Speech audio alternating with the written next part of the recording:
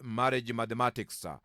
Kwenye sehemu ya marriage mathematics, msikilizaji, ni kwenye hatua ya kuweza kupatia suluhisho ya mawili matatu ambayo yanaweza kusaidia, kwa sababu ni mafunzo ambayo yanatusaidia kusonga mbele, ambapo questions to ask your spouse that will show that you care.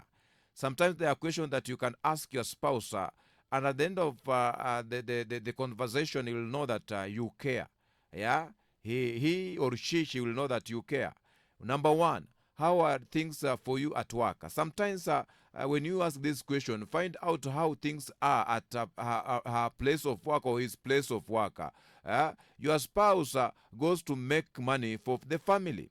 Maybe you are the only one your spouse can vent to. Yeah, he goes out to make money for your family. He goes out to plan things, come up with the project because of the family. And sometimes you have to pose this question: how are things working out at work? Maybe at work things are tough, and when you ask this question, it will make your spouse realize I have someone who cares, who has concern about things that maybe they are not working out at place of work. Number two, what do you want to accomplish this year? These are questions that you can pose to any of your spouse. You can pose that question to your spouse, your husband, your wife. What do you want to accomplish this year? Be your spouse accountability partner. Let your spouse come out with what you want to accomplish. There are dreams out here. There are dreams that maybe someone is planning, and you need just a question: what do you want to accomplish this year? Be your spouse accountability. Accountability is very important. Be a partner who is accountable. Yeah. Number three, any way you want me to help make parenting easier for you, anyway you want me to help you to make parenting easier for you, you'll be amazed how husbands and wives don't talk about parenthood. Yeah, they just go with the flow. Yeah, they don't talk about parenthood. They just go with the flow. Year in, year out, they don't talk about the issue of parenting. You can pose this question: anyway, you want me to help make parenting easier for you. Which area do you think that we can strengthen in? Which area do you say there is a weakness? When you pose this question, you will be amazed how husbands and wife, and you will find that maybe they are just going with the flow. They don't have that particular kind of ideas and how they can actually do the parenting together and make the parenting so easy. So when you pose such a question, it's very important. Yeah. Another thing is that anything you want me to pray for you. Prayer is something that is very important in a life of an individual and even a family. Prayer is very important. Anything you want me to pray for you, just imagine when you're asking your spouse about this question, or your partner, your spouse could be breaking down in need of a prayer, and he cannot talk about it. He just keep quiet and things just go the way, let things go the way they will just come. Yeah, let things flow the way they will just come. No, any time you have your partner, ask that partner, what do you want me to pray about? Anything you want me to pray about for you or me, for family. Yeah, you will be amazed. They have so many things that they want to share, but they lack the platform to share. Yeah. Another thing is how was your day? Yeah. This is very important. When someone is out of work, maybe someone is out of a country, maybe someone is out of the city, maybe someone is from the office. How was your day? Yeah, it might seem like a simple question, my dear listener, but this is the one question that if you ask each day, it invites your spouse to open up. It invites your spouse to open up. How was your day? How was the project? How is it faring on? How was your day? Very, very important. Where do you think we can improve in our marriage? Oh my God.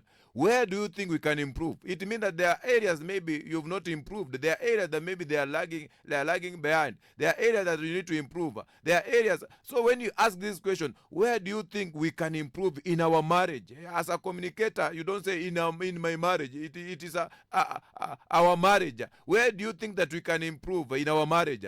Get feedback from your spouse. This is how you can better your union. Yeah, this is how you can better your union. What do you love about our marriage? Yeah, what do you love? Yeah, what do you love about our marriage? Yeah, What do you love about our marriage? Very, very important. Number 7, what do you love about our marriage? This reminds you to appreciate what you have and not just focus on the negative. You will find so many people in this society, in this life that you are living today, they always focus on the negative energies. They don't see anything good about their marriage. They don't see anything good about their profession. They don't see anything good about their calling. They don't see anything good about their farming. They don't see anything good about their business, as if they are entrepreneurs. They don't see anything good about life. And this is very, very dangerous. You have to ask yourself and ask your partner, and remind you to appreciate what you have and not just focus on negative. What do you love about our marriage?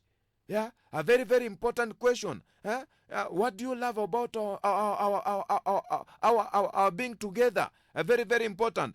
Now, number 8, when you pass on, how do you want the world to remember you? This question you can pose, and sometimes people, they will just look at you as you are crazy. These guys want to die tomorrow. Yeah, you want to die today. No. You are not dying today, but you are putting out a legacy. Yeah? You are putting out a legacy. This a legacy. This should be a scary, maybe a scary question. Yeah, that is reality. Yeah, preparing for it will make you think about your legacy. Yeah, legacy is very important. What do you want people to remember you about? What did you stood for? Yeah, when you leave this world, before Christ come back, what legacy are you leaving behind? Yeah, what do you want people to remember you for? Yeah, what did you stood for?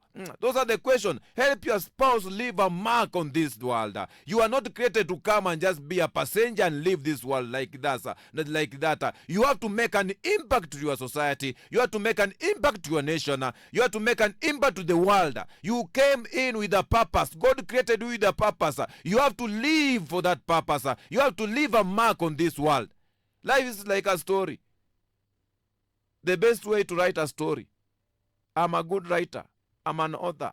I know what I'm speaking about. Life is like a story. You can get a blank paper and you start writing, and you just find things are flowing. Yeah, about life. Life is like a story. What do you want people to remember you for? What did you stood for? What do you create? What impact did you create when you were on your energies? Yeah, life is like a story. Create your own story. Yeah. Create your own story. Life is like a story. Yeah. Life is not like the way people look things. So life is a story. Yeah. Every day you have a chapter to write about life. Every day. Yeah. Every day you have a blank paper. Yeah. That life has to do a narration. Always been known. Have to do a narration. When you speak, when you do your things, when you interval between here and there, between birth and death, there's a story to tell. There's a story. Yeah, there's a story to write. Life is a story to search on. Is a story. A title of a chapter. Yeah, day by day you are coming up with a chapter. It's a story. It's a narration. Every day you have to write a story about your life. The chapter acknowledges the natural human tendency to view life as a story. Yeah, a progression of birth to death. You have to write a story. In between, you have to write a story. That's a legacy that you are leaving behind.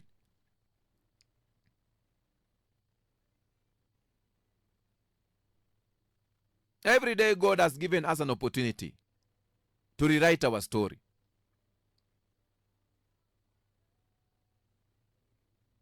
And that is marriage mathematics.